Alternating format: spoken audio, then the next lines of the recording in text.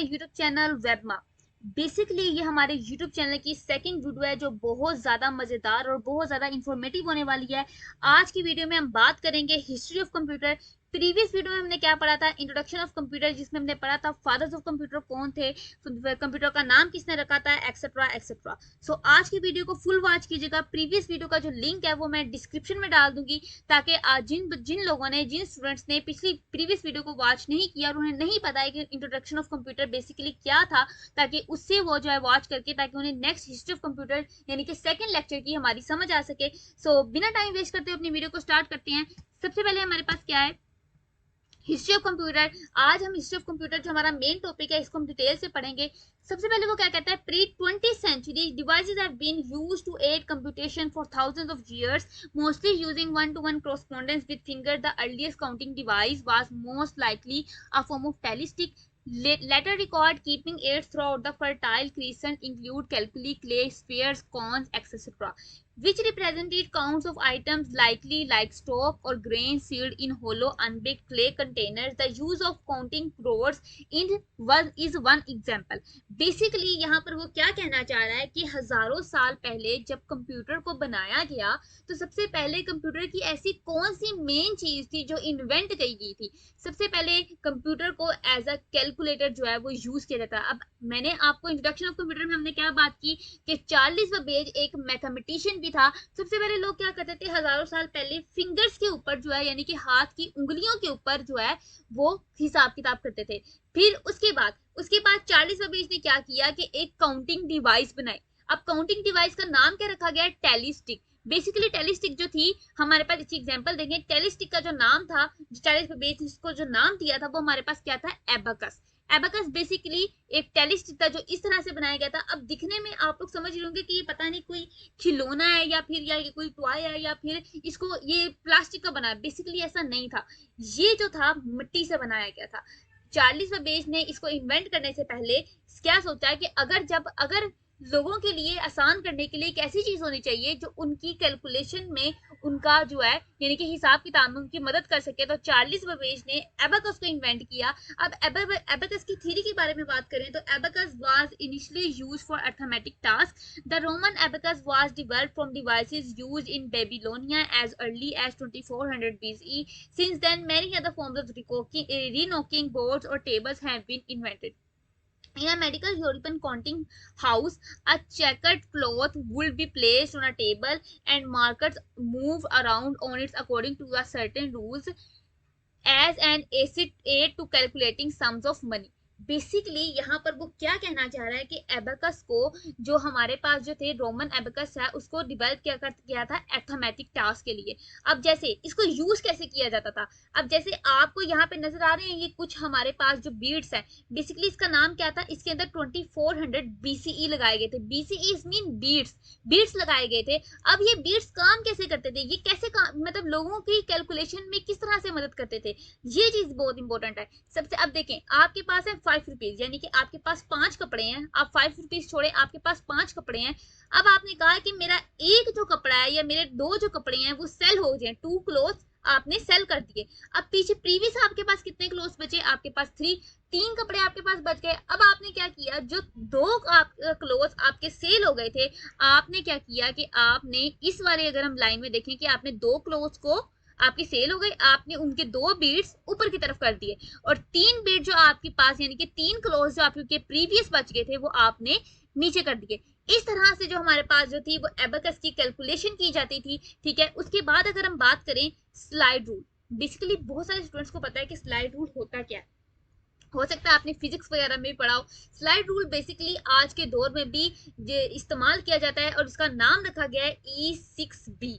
ठीक है, बेसिकली ये हमारे पास आज के दौर में हवाई जहाज मींस एरोप्लेन्स के अंदर E6B को यूज किया जाता है, कि जो हमारे पास डिस्टेंस फाइंड करने में मदद देता है।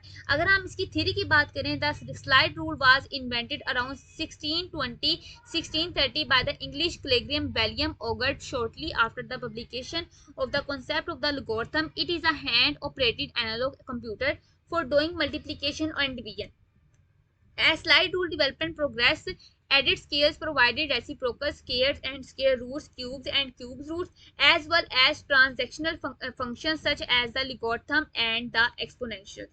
बेसिकली यहाँ पर वो कहना क्या चाहता है, वो ये कह रहा है कि स्लाइड रूल को जब हमारे पास इन्वेंट किया गया, स्लाइड रूल बेसिकली हमारे पास जो है 1620 और 1630 में जो है वो इन्वेंट किया गया था। एक इंग्लिश हमारे पास साइंटिस्ट था विलियम ओगर, जिसने इसको इन्वेंट किया था डिस्टेंस फाइंड करने के लिए। तो अगर हम स्लाइड रूल की थोड़ी सी और मजीद इसके डिटेल में जाएं तो स्लाइड रूल जो है वो ज़रब और तकसीम करने के लिए जो है वो बनाया गया था। ठीक है, अब अगर हम बात करें जैसे जैसे स्लाइड रूल की तरक्की होती गई, शामिल किए गए पैमानों ने इसको क्या किया, इसको एक मरबा की जो शेप होती है उसके अंदर लाना शुरू कर दिया। अब देखें इसमें जो आपको ये चीज नजर आ रही होगी, ये चीज, ठीक है, अब ये चीज क्या काम करती थी हमारे पास, ये डिस्टेंस फाइंड करने में मदद देती थी। अब इसमें हम आप इससे क्या होता था कि जैसे अभी मैंने आपको बताया था आजकल के दौर में E6B को यूज किया जाता है, ठीक है, और वो एज अ एयरक्राफ्ट, ठीक है, लाइट ऑन एयर, जैसे यहाँ पे लिखा हुआ है such as the E6B circular slide rules used for time and distance calculations on a light aircraft. ठीक है, यानी कि लाइट एयरक्राफ्ट में डिस्टेंस कैलकुलेशन के लिए स्लाइड रूल को यूज किया जाता है। और इसको बेसिकली पिछले दौर में जो यूज किया जाता था 1630 में जब इसको इन्वेंट किया गया, तो इसको जो है हम डिवीजन, मल्टीप्लाई करने के लिए, डिवाइड करने के लिए, सब्सट्रैक्शन करने के लिए, एडिशन करने के लिए हम जो स्लाइड रूल को यूज करते थे। उसके बाद नेक्स्ट हम बात करें फर्स्ट कंप्यूटर। ये हमारे पास जो है यहाँ से हमारा यानी कि हिस्ट्री ऑफ कंप्यूटर हमारी ये वहां तक तो कवर हो गई कि ये सबसे पहले कौन सा कंप्यूटर आया, फिर उसका इस्तेमाल कैसे हुआ, फिर उसके बाद स्लाइड रूल का इस्तेमाल क्या था, ये सारी चीजें हमने पढ़ ली। अब सबसे पहले कंप्यूटर कौन सा आया था, इसको सबसे पहले पढ़ते हैं। Charles Babbage and English mechanical engineer and polymath organized the concept of programmable computer. यानी कि चार्ल्स बेबेज एक मैकेनिकल इंजीनियर भी थे, एक प्रोग्रामेबल जो वो एक पॉलीमैथ वो भी थे, एक पॉलिटिशियन भी थे, एक इन्वेंटर भी थे, एक फिलोसोफर भी थे, एक मैथमेटिशियन भी थे। ठीक है, जिसकी और अगर after working on his difference engine he announce in invention 1822। Basically जो प्रॉपर कंप्यूटर, पहले तो जैसे एबेकस बनाया गया, उनको पता चला कि किस तरह से हमने इसके ऊपर काम करना है, हम कैलकुलेशन के लिए क्या ये आया कि ये यूज हो सकता है या नहीं हो सकता। उसके बाद जब ये सारी चीजें उनको क्लियर हो गई, फिर उन्होंने स्लाइड रूल को बनाया और स्लाइड रूल की मदद से भी बहुत सारी चीजें देखी। उसके बाद इन दोनों चीजों को मनाते हुए चार्ल्स बेबेज ने 1822 में पहला कंप्यूटर इजाद किया। ठीक है, जिसको हम डिफरेंस इंजन के साथ उसने क्या किया, इन्वेंट किया। एक 1822 में पहला computer is in a paper two royal association society title note on the, यानी कि उस मशीन का नाम क्या रखा गया उस टाइम में, नोट ऑन द, यानी कि आप इस मशीन से किसी भी पेपर के ऊपर बाआसानी लिख सकते थे। अब जैसे आजकल के दौर में हमारे पास लैपटॉप्स हैं, कंप्यूटर हैं, अब हम कीबोर्ड के ऊपर कुछ चीजों को क्लिक करते हैं और हमारी चीजें हम टाइपिंग कर सकते हैं। उस टाइम में क्या होता था कि आपको पेपर इस मशीन के अंदर, यानी कि ये आपको चीज नजर आ रही है, यहाँ पे जो आपको पेपर रखना पड़ता था, और जैसे जैसे आप 1 A B C M N या जो भी आप लिखते थे, जैसे आप लिखते हैं कि जी डिजाइन एनालिटिकल इंजन, अब एनालिटिकल में ए है, अब आप एक क्लिक करते थे तो वहां पे ए ही जो है प्रिंट होके पेज पे आता था। ठीक है, यानी कि साथ साथ प्रिंटिंग होती थी। अभी क्या होता है कि अभी हम पहले हमारे पास हम इनपुट देते हैं, प्रोसेस करता है, आउटपुट देते हैं, देन हम प्रिंट लेते हैं। ठीक है, उसको हम हार्ड फॉर्म में निकालते हैं। पहले क्या होता था कि पहले आप जैसे जैसे आप ए दबाते थे तो वो आपका प्रिंट फौरी टू फौरी आपके पेज के ऊपर हो जाता था। ये हमारे पास जो था वो पहला कंप्यूटर था। उसके बाद जो उसका चार्ल्स बेबेज के बाद, चार्ल्स बेबेज का जो सन था, उसका जो बेटा था Henry Babbage, completed a simplified version in analytical engine computing until the mill, जिसने इन 1888 हेनरी ने क्या किया था, हेनरी ने इसके पूरे वर्जन एनालिटिकल इंजन को कंप्लीट किया था 1888 में।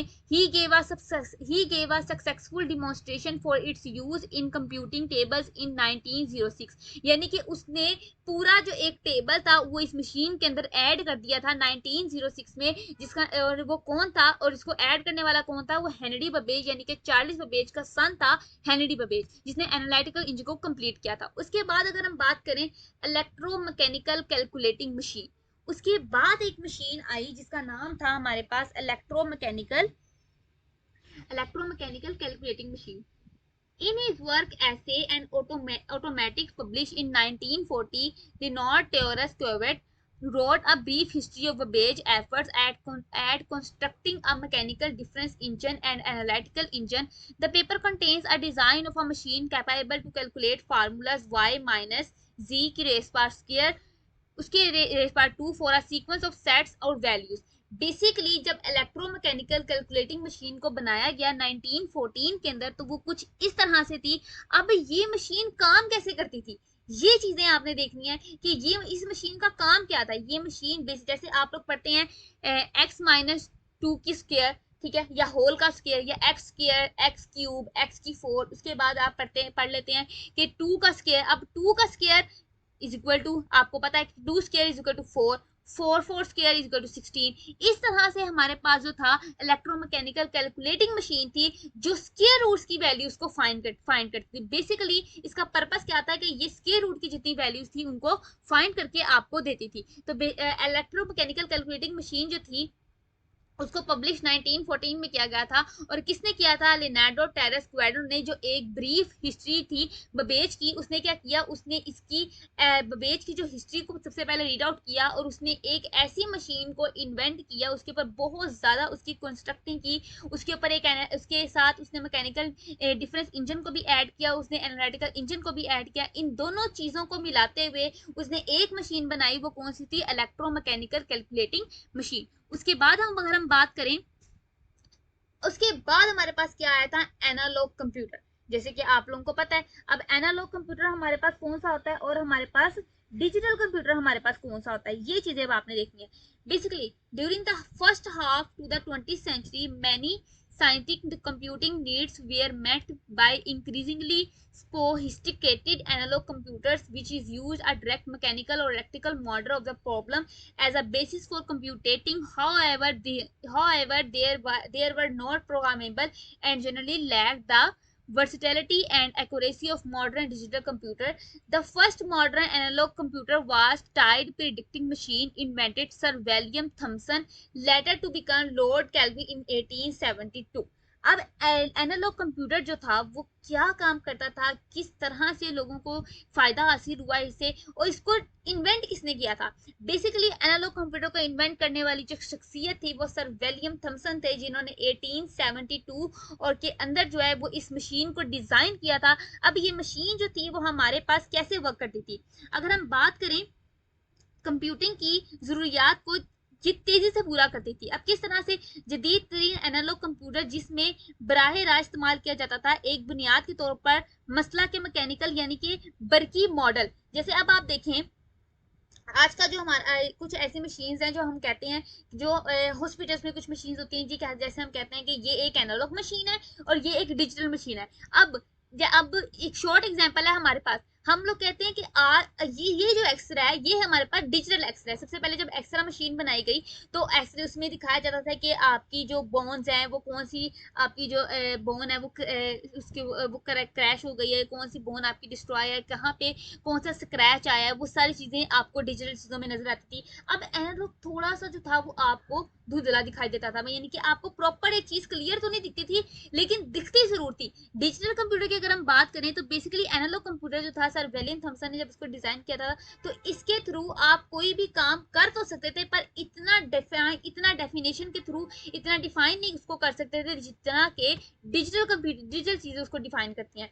अब हम बात करते हैं डिजिटल कंप्यूटर्स के बारे में जिसको इलेक्ट्रोमैकेनिकल कंप्यूटर भी कहा जाता है. अब डिजिटल कंप्यूटर मच इजी, जैसे अब आपने कहा कि आप लैपटॉप यूज कर रहे हैं, that is called the digital computer. आप लोग विंडो 11 यूज कर रहे हैं, आप विंडो 10 यूज कर रहे हैं, आप लोग उसके बाद आपने आईपैड्स यूज कर रहे हैं, that is called the digital computer. अब इस थ्योरी में बात करें तो by 1938 the United State Navy had developed an electromechanical analog computer small enough to use abroad a submarine. This is what the Triford data computer, which is used to trigonometry to solve the problem of finally Triford at moving target.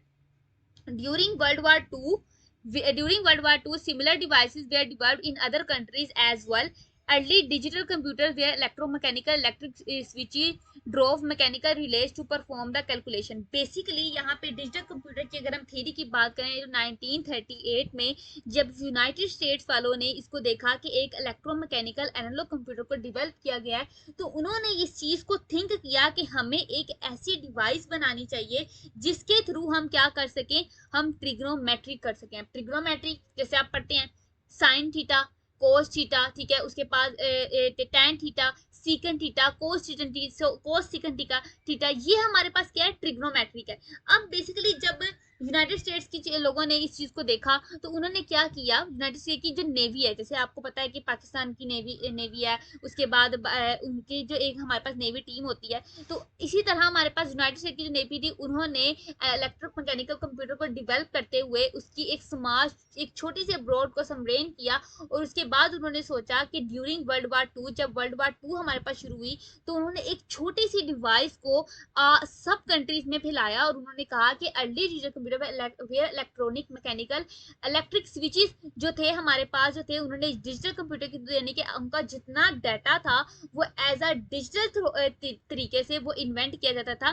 तो उसका नाम originally using उन्होंने क्या किया, उन्होंने उस time पर जब वैक्यूम ट्यूब आई ड्यूरिंग वर्ल्ड वार टू, तो बहुत सारे लोगों को जब उनको ये हमारे पास जो वैक्यूम ट्यूब थी जब उन्हें मिली, तो उन्होंने क्या किया, फास्ट इलेक्ट्रिक कंप्यूटर तब वैक्यूम ट्यूब जो हमारे पास फर्स्ट कंप्यूटर है उसको समझा जाता है, तो वैक्यूम ट्यूब को डेवलप किया गया, जिसमें से लोगों का बहुत ज्यादा ड्यूरिंग वर्ल्ड वार उसका नुकसान भी लोगों को उठाना पड़ा, बट जो है बहुत सारी ऐसी चीजें थी जिसने इसको फायदा भी दिया. सो आज के दौर में आपको पता है उसके बाद वैक्यूम ट्यूब आई, फिर ट्रांजिस्टर आया, ये सारी चीजें हम नेक्स्ट आने वाली वीडियोस में बढ़ेंगे. तो आज की वीडियो सिर्फ हमारी यहीं तक थी जिसमें हमने पढ़ा डिजिटल कंप्यूटर क्या होता है, एनालॉग कंप्यूटर क्या होता है, उसके बाद हमने एबेकस और मशीन हिस्ट्री ऑफ कंप्यूटर जो मेन डिटेल्स थी वो हमने सारी रीड आउट की. सो मिलते हैं अपनी नेक्स्ट वीडियो के साथ. तो thank you so much for watching this video. मिलते हैं नेक्स्ट वीडियो के साथ. चैनल को वीडियो अच्छी लगे तो लाइक कर दीजिएगा, शेयर कर दीजिएगा अपने, और चैनल को कर दीजिएगा. अभी तक के लिए अल्लाह हाफिज.